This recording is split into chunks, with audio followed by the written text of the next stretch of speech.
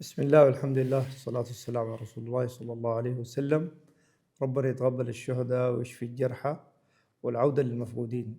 حقيقة الأحداث أول حربة اللي حصلت في السودان متكررة، حربة تاريخية، والأخوان المسلمين متعودين على الانقلابات ومتعودين على السيطرة أو الهيمنة في الحكم بالدم. وسبب الحرب إبعاد المدنيين من السلطة، حكاية تغيير تبقى ما في. الحرب دي أول ما اشتعلت ما دايرين ندخل مع أي جهة تاني في أي اشتباك أو في أي معركة، وركزنا على الحركات المسلحة. كانوا في الخرطوم عندهم قوات موجودة، وطلبوا منا نخرج لهم قواتهم العسكرية تطلع بمسارات آمنة من الخرطوم، وطلعناها. قوات جبرين، قوات مني، قوات مالك عقار، عندهم قوات موجودة حول القصر الجمهوري وحول في الرياض وفي المنشية في عدة أماكن. قوات عسكرية بقت أكثر من شهر والحرب شغالة، ما حصل احتدينا عليهم ولا افتكرناهم عدو. الحرب امتدت للفاشر، وده كل دارفور وكردفان حربة ممتدة. بعد أشهر قدمنا اتصال وتواصل مع قادة الحركات المسلحة أنه يكونوا في الحياد، ما ينجروا في الحرب. حاولنا نقنعهم أنه الحرب دي أنتوا كنتوا قايدينها قبلنا، والناس دي بيحاربوا فيكم 20 سنة وأنتوا عارفين الكلام ده. نقاش كتير مع الحركات المسلحة، ولكن البعض منهم مستوعب وفاهم الحرب دي ماشيه وين، والناس زي دارين الإسلاميين يعودوا للسلطة، والبعض منهم طمعان في الكراسي والمناصب والأموال أكثر من يركزوا في مصلحة أهل دارفور. بسبب قتالهم نزحوا ملايين من أهل دارفور وكردفان في دول الجوار وفي الداخل. حاولنا نقنعهم ولكن رفضوا. حررنا نيالا وزالنجة والضعين واتجهنا للفاشر. برضو قلنا ندي فرصة تاني. تواصلنا مع قادة الحركات في الفاشر والتقينا معهم في شنقل طوباية، وتناقشنا واتفقنا أنه الحرب دي ما بندخلها مع بعض. قدمنا لهم 3 خيارات. الخيار الأول أقنعوا الجيش ينسحب من الفاشر، وانتوا عينوا غايد فرقة للمنطقة. وبصريحة العبارة اللي أنا قلتها لهم في الاجتماع، قلت لهم الغايد اللي انتوا بتعينوه أنا أخلي اللواء بشوك واللواء النور ارفعوا له التمام. ده الخيار الأول. الخيار الثاني، إذا الجيش ما قبل لكم أنا إحنا وإنتوا نحسم الجيش، برضو قائد الفرقة منكم مسؤول من المنطقة. الخيار الثالث، انتوا خليكم فراجة، أنا إحنا بنشيل الجيش، بنواجه الجيش، بنحسمه وبنسلمكم قيادة الفرقة. أي زول طلع مع قوته، ولكن مطمئنين أنه نحن ما في قتال بيتم بيننا. يعني نحن طلعنا بيان وهم طلعوا بيان، والبيانات كلها متوازنة في أنه ما في حرب. الخيار الأخير هو الخيار الأنسب. استمرت أيام قليلة، الإسلاميين وبجيشهم ضغطوا على قادة الحركات في السودان ضغوطات واضحة على الملأ، يا تقاتلوا معانا كجيش، ما في حاجة اسمها حياد، يا ترجعوا دارفور. تفاجأنا بالتوجيهات وبالمؤتمر الصحفي اطلعوا بهم من ناوي جبرين وتخلوا عن الحياد، وبعد ده ديل ما عليهم الغاده في الفاجر، ما عليهم الا ينفذوا. هي طوال يحاولوا يلتفوا على قواتنا عشان يقضوا على القوات الموجوده بقيادات الموجوده في الفاشر، ولكن الحمد لله القوات صدتهم وردتهم والمعركه بقت، لكن هم السبب.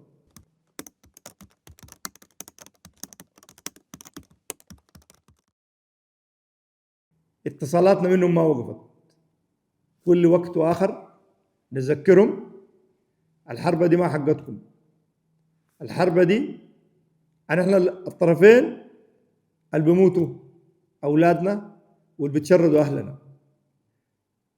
اتصال مرات مع جمع حقار، مرات مع فيصل صالح، مرات مع الغاده. من ضمن الناس اللي كانوا من جزء الحركات مجموعه الهادي ادريس، مجموعه الطاهر حجر، مجموعه صندل، ديل انحازوا تماما للدعم السريع. استمر القتال ونحن مستمرين في النداء انه يا جماعه الحرب دي مهما استمرينا فيها في النهايه نحن ندفع الثمن، ونحن اللي بنفقد ونحن بندمر في اقليمنا.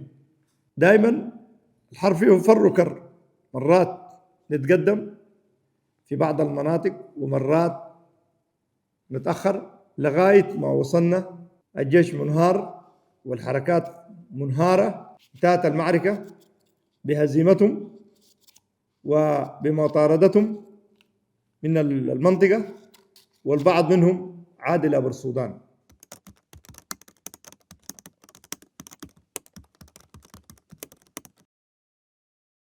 المدنيين نحن سهلنا لهم وفتحنا لهم مسارات امنه وطلعناهم لو ما بقت بالملايين بالالاف، صحيح ما عندنا احصائيه لهم، لكن الاعداد من 6 اشهر انا بنطلع في المدنيين. عينا لواء وعميد وعقيد مهمة اخلوا المدنيين بمسارات آمنة. عينا اللواء بشير آدم عيسى رئيس اللجنة أو رئيس آلية حماية المدنيين، العقيد عبد الباسط، العميد شوربة.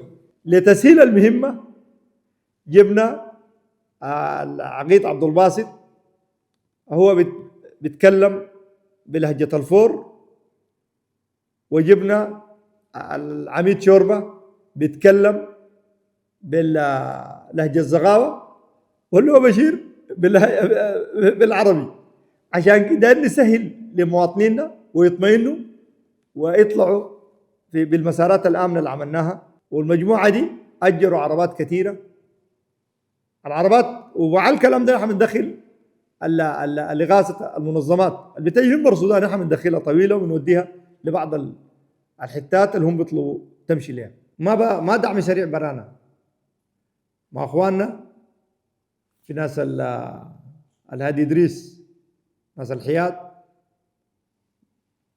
والطاهر حجر تجمع، والعدل المساواة صندل، وبعض اولاد المنطقه اللي هم ذاتهم عندهم قوات زي ناس تجاني الشمال، دي الاولاد البرتي في المنطقه اولاد ناس قراهم كبيره وكثيره. عملنا مسح كامل ياتي منطقه اللي بتستوعب مواطنينا ديل وناسنا في الفاشر ديل، ياتوا منطقه فيها مويه، فيها المسارات تكون آمنة عشان نقدر نأمن لهم. برضو نحن في حرب لكن لازم نأمن للمواطن. بعد دراسة وتمحيص اتفقنا على طويلة وكورمة، والخيار الثالث ادينا للناس الزول اللي بيقول يا جماعة أنا أمنوا لي ووصلوني نيالة، وصلوني كتم. نحن بنوصل المناطق الرئيسية. في الناس ظرفهم كويس او مستطيعين بيأجروا عربات صغيره وبيشيلوا ويسروا.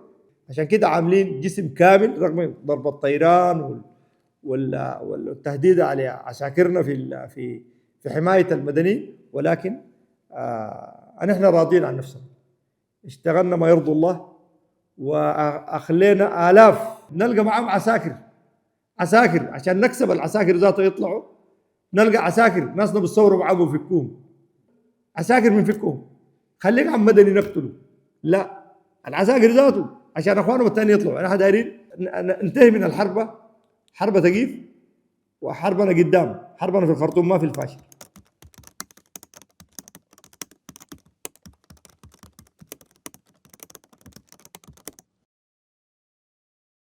الفيديو ده الناس ديل طلعوا عدد كبير ضخم جدا وفيهم قيادات، هم طالعين والبوابة الأخيرة لازم يطلعوا، ما دار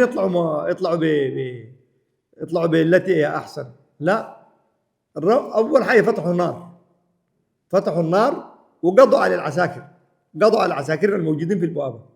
فيهم شهيد مشهور مات في البوابة دي، ده الزول الإنساني اللي انضرب وماسك البوابة دي ومع العساكر قاعدين، لكن زول إنساني. محمد صالح ولد إعلامي اللي عنده نكتة كده الله يلمينا في سمح، ده كل المواطنين يشهدوا له الأكل والشراب البوابة دي بوابة الناس اللي بيتعاملوا فيها اللي مع المواطنين وبيطلعوا فيها. الناس دول جو هجموا وقتلوا الشاب، من ضمن الناس اللي استشهدوا الشاب ده معهم محمد صالح، شهيد محمد صالح، رجل إنساني بحت واقف مع المواطنين في طيلة الفترة. أول ما جوهم طالعين قضوا عليه وقضوا على الناس اللي في البوابة، بعد ذاك القوات هاجمتهم وقاتلتهم في نفس المنطقة، وهم بعد ده طلعوا. السبب اللي عطلهم لأنه في عربية بتاعت نائب مدير الشرطة قفلت البوابة، شارع واحد قفلت البوابة والمعركة اشتغلت. عشان كده الناس زي هم البدو وهم اتضربوا في البوابة والمعركة شغالة، والناس زي عساكر وحركات. الفيديو فيه جماعة حقار، فيه الفريق الضهيب، والفيديو ده فيه مدير الشرطة ونائب مدير الشرطة وقائد الفرقة والفريق عبود مات فيه في نفس المنطقة. المنطقة دي الناس دي كلهم عساكر. المدنيين طلعوا في زمن مبكر، ناس اللي لابسين دم حاملين سلاح، والمعركة تمت معركة هنا في نفس المنطقة دي، ماتوا من الدعم السريع ناس وماتوا منهم هم ناس. بعد ذاك المعركة مش وقفت في المنطقة دي، استمرت لعند جبالوانا، ناس مسلحين وماشيين بيقاتلوا، آخر عرباتهم انضربت في جبالوانا. معركة كانت من الحتة دي ماشية. عشان كده حكاية لبس المدني، وفي نفس الشيء اللي حصل ده في جهات ضخمت موضوع اللبس المدني وموضوع المدنيين بصورة مقرضة لها أجندتها. يعني الجهات دي المفروض تكون عادلة، ما قاعدة تنقل الأحداث بمهنية أبدا.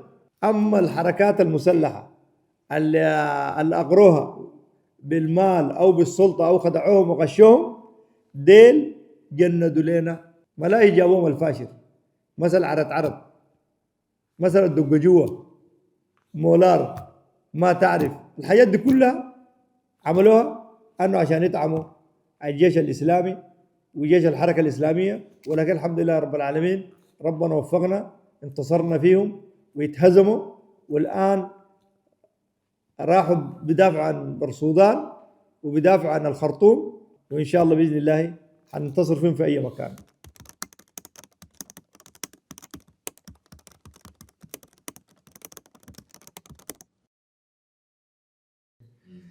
طيب نحن إذا قلنا ما عندنا ناس بيرتكبوا انتهاكات أو ما عندنا عساكر ارتكبوا انتهاكات، يكون نحن ما صدقنا.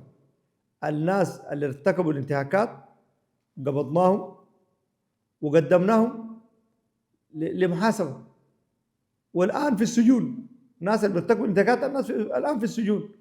نحن كقيادة دعم سريع ضد الانتهاكات، التعليمات المستديمة أو الأوامر المستديمة دي من القائد العام مستديمة، وكقائد ثاني مستديمة، وقيادة العمليات مستديمة، وقادة المحاور مستديمة. تكرر وتجدد التعليمات كتابة وبالأجهزة دائما ثابتة لحماية المدنيين وحماية حقوق الإنسان عامة. يعني ما في. وبعدين الناس ذاته كل القادة نازلين دورات، القادة نازلين دورات حقوق إنسان عارفين.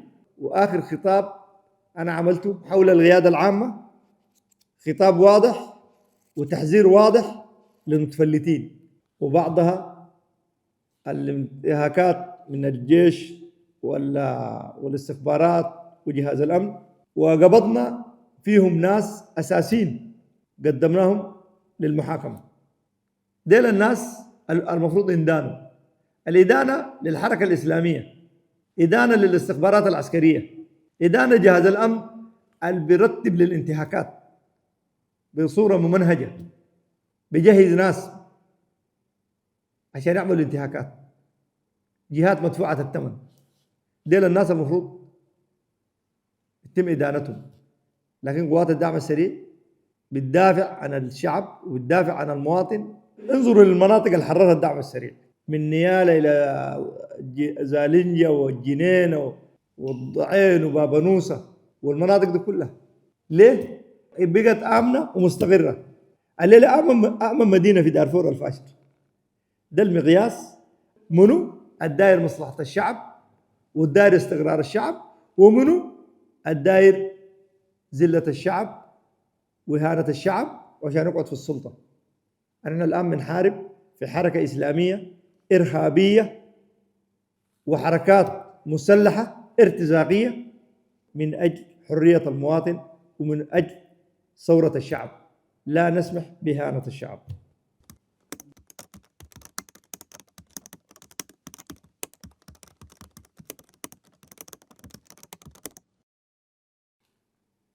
الرفض بتاع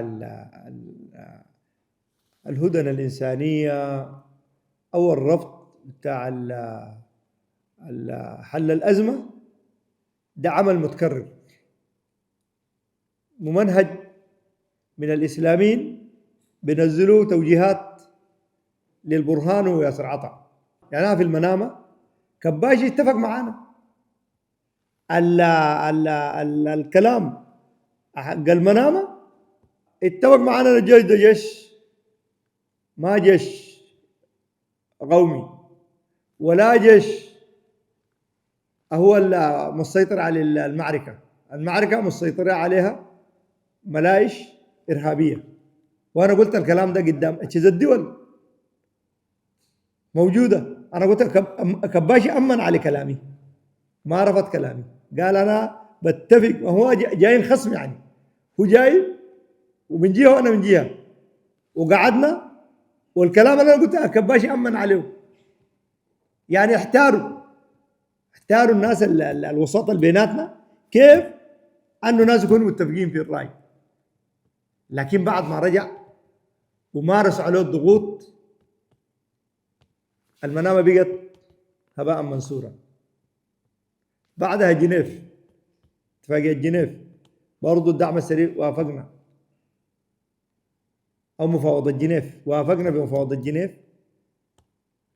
برضو هم رفضوا.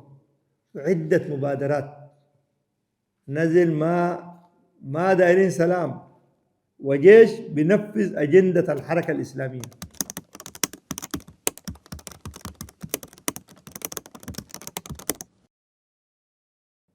أي مبادرة بنقبلها وأي هدنة إنسانية نقبلها، لأنه حريصين على مواطننا ده ما ده إنه يتضرر. قبل دخول الفاشر بيومين كانت في مفاوضات في الولايات المتحدة الأمريكية، وافق الدعم السريع ورفضوا مناوي جبريل، وهم في أضعف حالاتهم. إذا كان مناوي وجبريل بيدعوا أنهم حريصين على المواطن، ليه ما وافقوا بالمبادرات والهدنة الإنسانية على الدعم السريع بيوافق بها.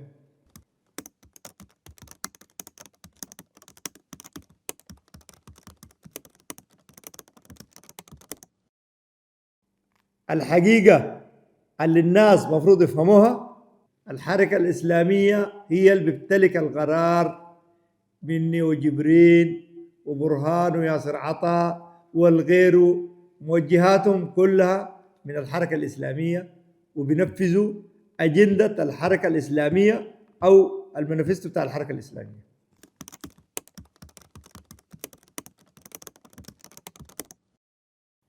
الحمد لله حسمت المعركة، والآن العمل الإنساني مستمر في الفاشر، المدارس، المياه، في بناء القرى للمواطنين.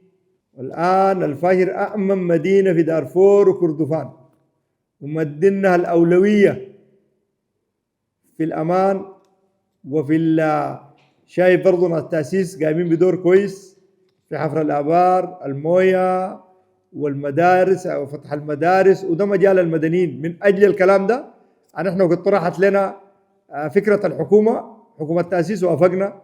والآن الفاشر نحن بالنسبة لنا من أهم المدن التاريخية. يوم من الأيام في التاريخ بتكسي الكعبة. الفاشر تاريخ، الفاشر حضارة، الفاشر أمة، كل الناس فيها مع بعض. منو الأسرة ما في الفاشر يعني؟ منو؟ كل أسرنا في الفاشر. نحن الناس اللي في الفاشر أهلنا وأسرنا، وحرصنا عليهم، وشغالين لعودة الناس لمساكنهم إن شاء الله ومزارعهم إن شاء الله. وقدامنا موسم زراعي، وحريصين على المواطن يدخل في الموسم الزراعي يكون آمن ومستقر إن شاء الله.